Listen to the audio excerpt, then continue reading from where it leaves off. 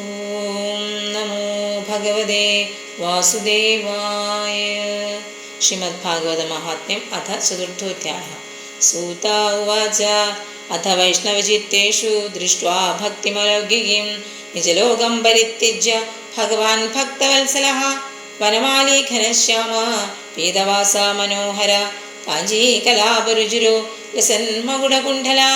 ത്രിഭംഗലളിതശ്ചാരു കൗസ്തുഭേന വിരാജിത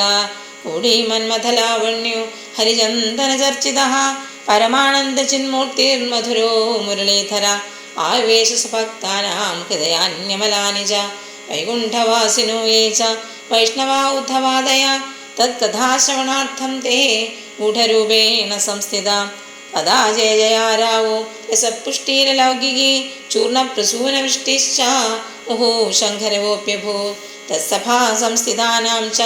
ദേഹഗേഹാത്മവിസ്മൃതി ദൃഷ്ട്വാ ച തന്മയാവസ്ഥം നാരദോ വാക്യമബ്രവീത് അലൗകികോയം മഹിമാ മുനീശ്വര സപ്താഹജന്യോ ദിവിലോകിതോ മയ മൂഢാശഠായേ പശുപക്ഷിണോത്ര